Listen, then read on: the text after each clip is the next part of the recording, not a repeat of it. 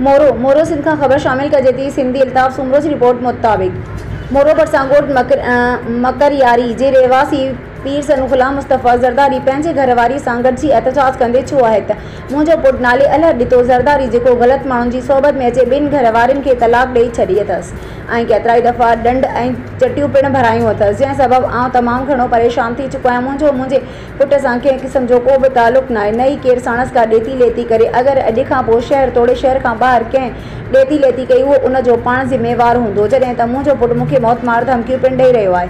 आउं ग़रीब मिसकिन ऐं पोरेत माण्हू आहियां, होटल ते मज़दूरी करे पंहिंजे बचनि जो पेट पालींदो आहियां। ख़ुदा मूंखे मुंहिंजे पुट खां तहफ़ुज़ ॾेई इंसाफ़ कयो वञे। पीर सन गुलाम मुस्तफ़ा ज़रदारी SSP नौशरो फ़रोज़ ऐं DIG शहीद बेनज़ीराबाद खां मुतालबो कयो आहे त मोरो शहर अंदरि हलंदड़ समाजी बुराइनि खे ख़तमु करायो वञे ऐं असां सां इंसाफ़ कयो वञे। ज़रदारी रहाशी ॻोठ मुकरियारी, उन असांजे छोकिरे जो नालो अलाह ॾिठो ज़रदारी, उहो बि ॻोठ मुकरियारी में रहाशी आहे। उनजो 2 शादियूं अॻु में करायोसीं, उहे छॾे ॾिनियूं अथसि ऐं हिकिड़ी रंडी जे पोयां निकितो आहे 5 लख हींअर कर्ज़ु भरे ॾिनो अथऊं, वरी उहो रंडी जे पोयां लॻो आहे। असां हिन पुट खे असांजे भेण खे सभिनि खे धमकियूं ॾेई वियो आहे त तव्हांखे मारींदुसि ऐं तव्हांजो रस्तो अलॻि असांजो अलॻि। असां इन पुट खां ला दावा कयूं था।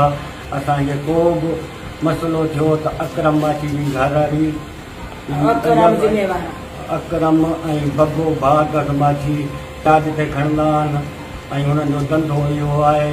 हाणे उनखे नशा पियारे ऐं हर शइ करे ऐं 5 लख असां हींअर भरिया आहिनि। असां में साफ़ कान्हे, असां ग़रीब माण्हू आहियूं। महिरबानी करे उन असां मीडिया वारनि खे अर्ज़ु था कयूं त इहो असां